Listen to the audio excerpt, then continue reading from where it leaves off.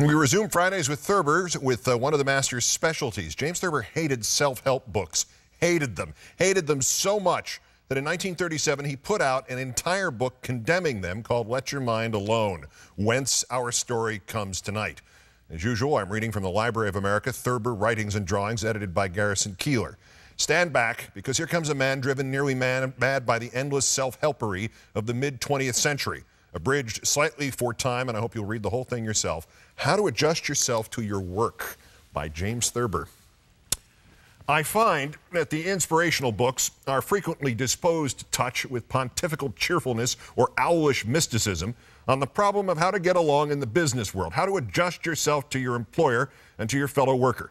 It seems to me that in this field, the trainers of the mind, both lady and gentleman, are at their unhappiest. Let us examine what Mrs. Dorothea Brand, who is reputedly changing the lives of almost as many people as the Oxford Group, has to say on the subject.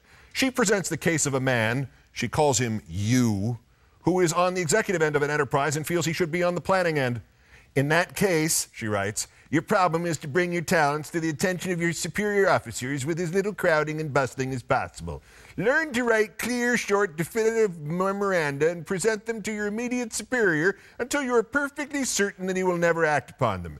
In no other circumstances are you justified in going over his head. Very well. Let us start from Mrs. Brand's so-called point of justification in going over your superior's head and see what happens. Let us suppose that you have presented your favorite memoranda to your immediate superior, Mr. Sutphen, twice, and nothing has happened. You are still not perfectly certain that he will never act upon them. To be sure, he has implied, or perhaps even said in so many words that he never will. But you think that maybe you have always caught him at the wrong moment. So you get up your memoranda a third time. Mr. Sutphen, glancing at your paper and noting that it is the same old plan for tearing out the west wall or speeding up the out-of-town truck deliveries or substituting colored lights for bells, is pretty well convinced that all you do in your working hours is write out memoranda. He figures that you are probably suffering from a mild form of monomania and determines to dispense with your services if you submit any memoranda again. After waiting a week and hearing nothing from Mr. Sutphen, you decide, in accordance with Mrs. Brand's suggestion, to go over his head and take the matter up with Mr. Leffley. In doing so, you will not be stringing along with me. I advise you not to go over Mr. Sutphen's head to Mr. Leffley. I advise you to quit writing memoranda and get to work. The Mr. Leffleys of this country have enough to do the way it is, or think they have, and they do not like to have you come to them with matters which should be taken up with the Mr. Sutphens. They are paying the Mr. Sutphens to keep you and your memoranda from suddenly bobbing up in front of them. In the first place, if you accost the Mr. Leffleys personally, you become somebody else in the organization whose name and occupation they are supposed to know. Already they know who too many people are. In the second place, the Mr. Leffleys do not like to encounter unexpected memoranda. It gives them a suspicion that there is a looseness somewhere. It destroys their confidence that things are going all right. It shakes their faith in the Mr. Sutphens and in the Mr. Bairds, the Mr. Crowfoots, and the old Miss Bendleys, who are supposed to see that every memorandum has been filed away or is being acted on. I know of one young man who was already sending to his particular Mr. Leffley over Mr. Sutphen's head memoranda done up in limp leather covers and tied with ribbon.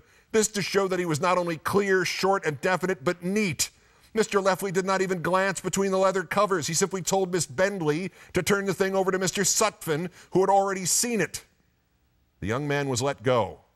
He is now a process server. Keep, I say, your clear, short, and definite memoranda to yourself. If Mr. Sutphen has said no, he means no. If he has taken no action is going to be taken. People who are all the time submitting memoranda are put down as jealous, disgruntled, and vaguely dangerous. Employers do not want them around. Sooner or later, Mr. Sutphen or Mr. Leffley himself sees to it that a printed slip, clear, short, and definite, is put in their pay envelopes. In embroidering the theme that imagination can help you with your fellow workers, Miss Brand also writes, when you have seen this, you can work out a code for yourself which will remove many of the irritations and dissatisfactions of your daily work. Have you ever been amused and enlightened by seeing a familiar room from the top of the stepladder, or in mirrors set at angles to each other, seeing yourself as objectively for a second or two as anybody else in the room? It is that effect you should strive for in imagination. Here again, I cannot hold with the dear lady. The nature of imagination, as she describes it, would merely terrify the average man. The idea of bringing such a distorted viewpoint of himself into his relation with his fellow workers would twist his personality laboriously out of shape and in the end appall his fellow workers. Men who catch an unfamiliar view of a room from the top of a stepladder are neither amused nor enlightened. They have a quick, gasping moment of vertigo which turns rapidly into plain terror. No man likes to see a familiar thing at an unfamiliar angle or in an unfamiliar light. And this goes above all things for his own face. The glimpses that men get of themselves in mirrors set at angles to each other upset them for days. Frequently they shave in the dark for weeks thereafter.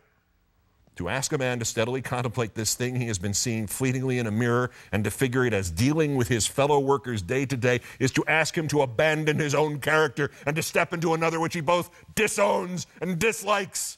Split personality could easily result.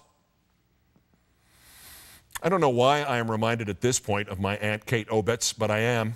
She was a woman without any imaginative la-di-da, without any working code save that of direct action, who ran a large dairy farm near Sugar Grove, Ohio, after her husband's death and ran it successfully. One day something went wrong with the cream separator, and one of her hands came to her and said nobody on the farm could fix it. Should they send to town for a man? "Now," shouted my Aunt Kate, "I'll fix it myself." Shouldering her way past a number of dairy workers, farmhands, and members of her family, she grasped the cream separator and began monkeying with it. In a short time, she had reduced it to even more pieces than it had been in when she took hold of it. She couldn't fix it. She was just making things worse. At length, she turned on the onlookers and bawled, "Why doesn't somebody take this goddamn thing away from me?" Here was a woman as far out of the tradition of inspirationalist conduct as she could be. She admitted failure. She had no code for removing irritations and dissatisfactions. She viewed herself as in a single mirror directly. She lost her temper. She swore in the presence of subordinates. She confessed complete surrender in the face of a difficult problem. She didn't think of herself as a room seen from the top of a stepladder. And yet her workmen and her family continued to love and respect her. Somebody finally took the cream separator away from her. Somehow it was fixed. Her failure did not show up in my aunt's character. She was always the same as ever. For true guidance and sound advice in the business world, we find, I think, that the success books are not the place to look, which is pretty much what I thought we would find all along. How to Adjust Yourself to Your Work by James Thurber. That's Countdown for Friday. I'm Keith Olbermann. Congratulations once again on getting through yet another day of this crap. Good night and good luck.